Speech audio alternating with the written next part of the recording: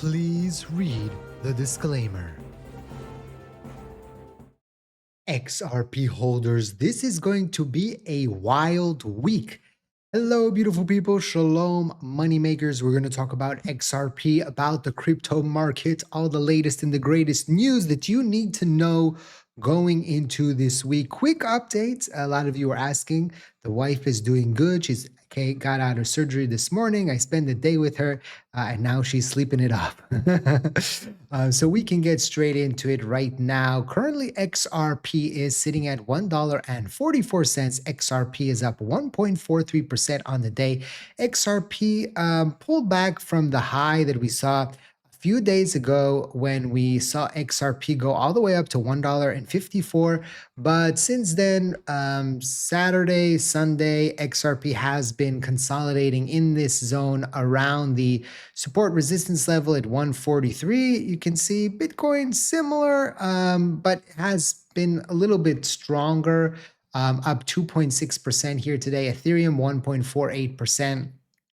Hugging again the resistance area here at 2,144. Solana down on the day. It will be very interesting to see if we eventually close the gap, right? It's going to be interesting because we do have a gap here. And so we have a gap up to 82,000. Does that gap get closed? The weekend gap this weekend doesn't seem to be that far off. 70,260 is where it closed. So high probability that we'll open somewhere similar to that. And if not, it will close very, very fast.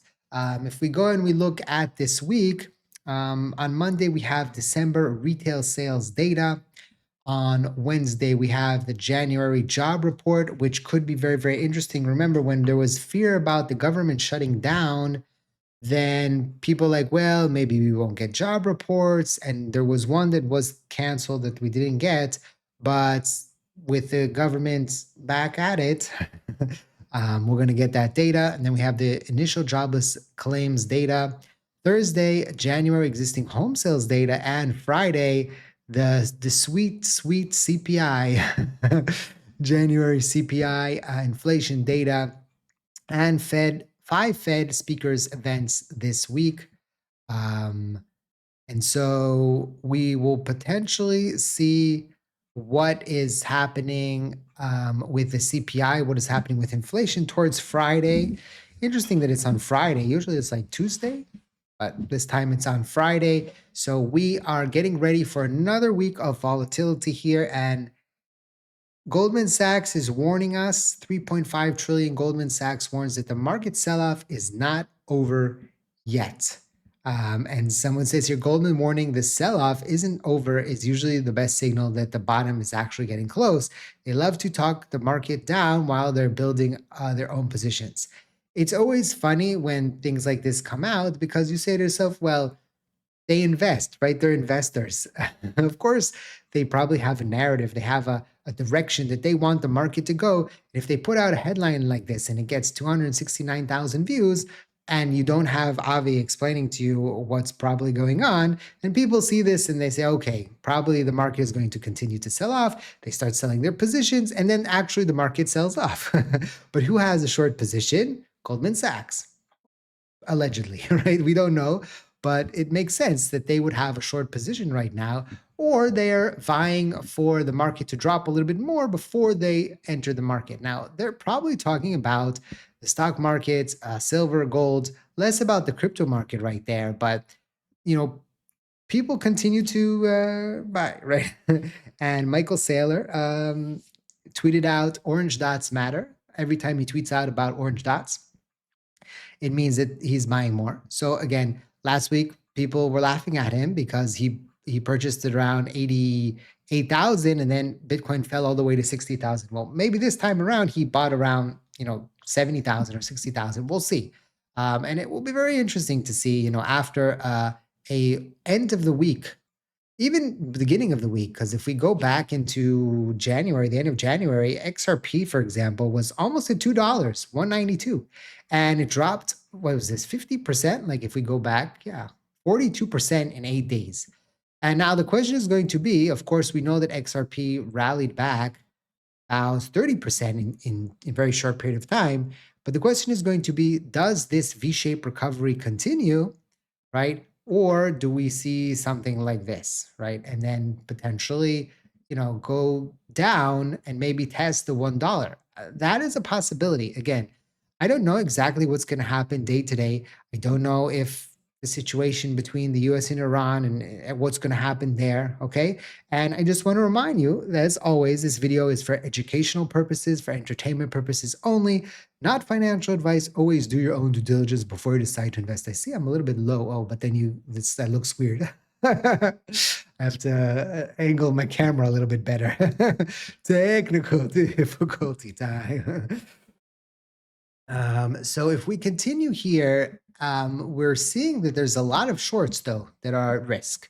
Some of the shorts got squeezed, so the balance is a little bit better. If you remember, on Thursday or even Friday morning, we were talking about how there was a huge imbalance and there was almost no candlesticks on this side. Well, now there is. Okay, so there's a little bit more of a balance, but still there is a significant amount of shorts that would be liquidated if Bitcoin would rise to 80,000. And probably for XRP would be around this 164 level because that is a resistance area from the past. And so that would be an interesting area. If that was shorted a lot right here, you can see this is when we started. Let me remove this because it's too much. Yeah. And you can see this is the area when we started having the sell-off. There's a lot of short positions that were open up that actually got squeezed up here, but you can see there is this gap right here in this juicy area where it did not reach there. So there's a lot of shorts that are still in profit from this area that have not closed yet. So we could, if we get towards this area, 156, somewhere around that range, we could see it have momentum XRP and then maybe potentially break the 162 level. But again, this is all in theory if we do see a recovery, and then we could potentially get a crossover here on the 1348 EMA on the on the 4-hour chart. One day is a little bit still far away, but it will be very interesting to see what happens there.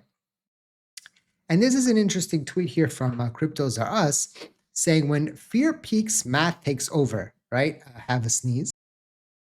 I paused it so you didn't have to bear witness to my sneeze. It's scary. My sneezes are scary. When fear peaks, math takes over. The Meyer multiple just hit 0.6. That means Bitcoin is trading 40% below its 200 moving day average. This doesn't happen during normal pullbacks. It only shows up during full-blown capitulation. History check, December 2018, bear market bottom, March of 2020, COVID crash, November of 2022, FTX fallout, and now, same zone. Does it call the exact bottom? No. Does it show when risk flips and panic gets priced in? Yes. When price is far below trend, the market is assuming worst case outcomes. That's usually when emotion peaks and math quietly takes over. Now, this again does not mean for sure that we have hit a bottom. As Benjamin reminds us here, right, that we have seen Ethereum in the past, because I'm looking at Ethereum, Bitcoin, XRP in kind of the same kind of cadence right now, because there is no real catalyst right now. There could be, right? We'll see with XRP maybe in the next coming months, maybe a year, with things that Ripple is doing. But just for now, there's not like an SEC case or anything or ETFs that could potentially, be a big headline that suddenly detaches XRP from Bitcoin. Although people are waiting for that to happen, and some people are looking at the potential tokenization of Bitcoin on XRPL as maybe that would be the opportunity. But we'll get there. We're not there yet. But for now, it seems that Ethereum likes to go to the basement, right? So he says here, welcome back home, Ethereum. This time, I guess it stays a while, goes down to the basement to get a snack later this year, and then the next bull market begins. So Benjamin thinks that we're going to have to wait to the end of this year to potentially start the next bull market. We'll see. Again, there's a lot of conflicting opinions. Some people will be right, some people will be wrong. That's what's so beautiful about the crypto market, about investing in general, that you can be wrong and you can be right. And that's the risk that we have to take in investing, right? Every single investment is a speculation. We don't know what's going to happen, right? Nothing is for sure. And if anything, anybody tells you that they know for sure something is going on, then run away. Okay. Now, I want to talk about something. I'm not 100% sure about this specific post being something that is really happening because I was not approached with this. So I don't know if this is actually true, right?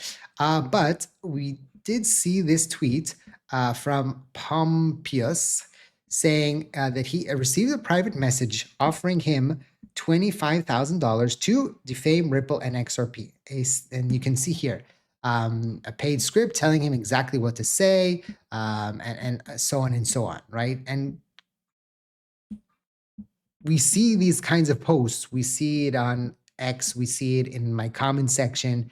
And so it says, let's that sink in. So ask yourself this: who is funding this campaign? Who benefits if XRP is defamed? How many accounts you see daily attacking Ripple are not organic voices, but paid proxies following the same script? This is how narratives are engineered with money. And if they are, this is desperate. Imagine what they're trying to do from coming next. Listen, this is not new. This has happened forever and ever.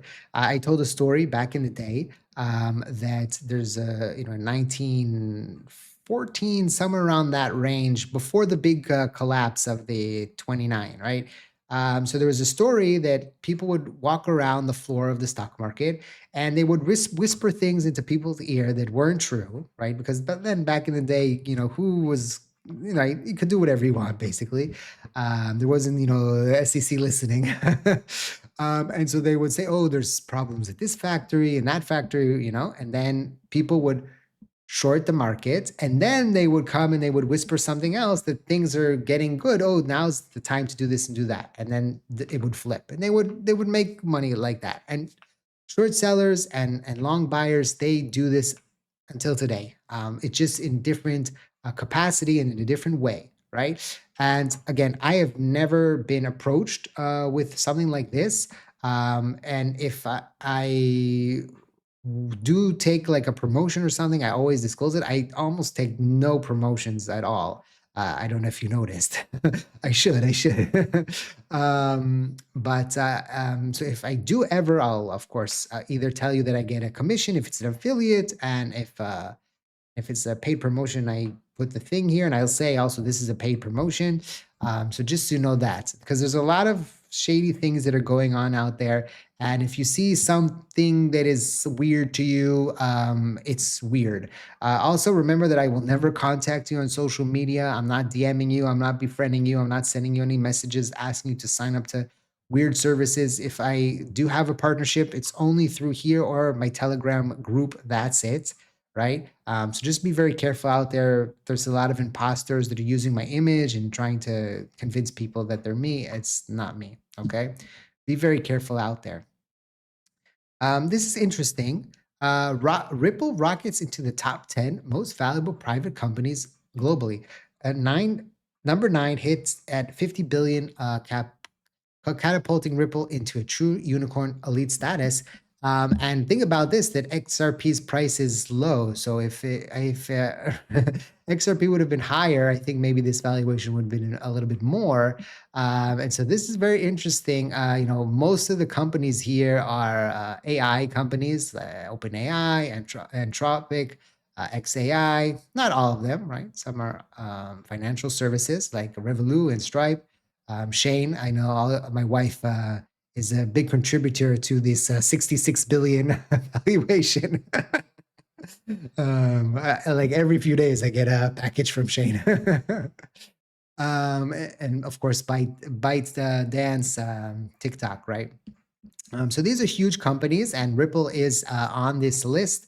And so this is a very interesting situation for Ripple going into 2025, 2026.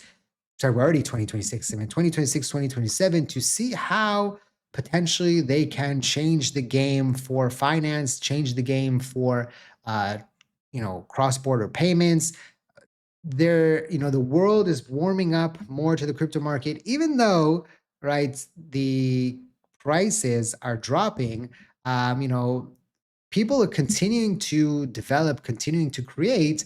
they're not stopping because the price action dropped down, right? They're continuing to create, they're continuing to do projects. Yes, maybe they have a little less capital right now to do things. If they were thinking about selling crypto to USDT and then paying someone for, for work, maybe they have less capital, but they're still creating, they're still doing. And I don't think that the price action really affects, for example, what Coinbase is doing or what other companies are doing to expand their crypto offerings. I don't think that's a huge thing. Actually, this sell off that we experienced might be a situation where, some people are like, oh, the market crashed so much, maybe now's the time, right? Remember, like at the bottom of the 2020 collapse in the markets, a lot of new people were coming in because people were saying, wow, the market's collapsed so much that it's so undervalued right now. And people started coming up and then they started, getting into it. I remember there's a whole phase, of course, YouTube was, going bananas then in general because everybody was at home, but also people were getting interested in investing because of the stimulus and checks and all that, but also because the markets were going up. And a lot of people then fell on their face because they only experienced up and they never experienced the down part, right? And so they overexposed themselves. They did shenanigans, and then they ended up losing, all the money that they had made on that run up because they kept doing the same thing. When the market was pulling back and they kept doing the same thing, they went finito de mas, right? They destroyed their account. So that's very, very important to remember. But again, we'll see this week how it plays out. We had two wild, crazy, very, very volatile days. People were super interested. There's a lot of YouTube views. Like I had my best day in a long time. And now we're back down. Maybe it's also because of the Super Bowl, right? I actually appreciate you watching this video and not the commercials for the Super Bowl. This video is probably going to get not a lot of views because of that now that I'm thinking of this, but it is what it is. I'll upload it for the people that actually want to watch and listen. And worst case scenario, see it tomorrow because I don't know. My wife's getting out of the hospital tomorrow, so I don't know. We'll see if the video is going to be a little bit later tomorrow. Just make sure you're subscribed and you have the bell on so you don't miss out on any new video that drop. Drop a comment, 8 for infinity and beyond. And the easiest thing to support the channel is to just smash that sweet, sweet like button. Turn it beautiful blue. I don't think it does that anymore. There's like an animation now when you click it. I thought there was an animation because I was on a different channel that was a travel channel. And when I clicked it, there was a plane. But apparently on my channel, that doesn't happen. It's only on travel videos. They should make something for crypto. I don't know. Let me know in the comment section. Did you see the animation on other videos? Like not just travel channels. I don't know. I don't watch that much. I don't have that much time. I enjoy travel videos. I don't know. That's what I enjoy. Thank you for watching. I hope to see you next time. And like I always say, let's make a lot of money.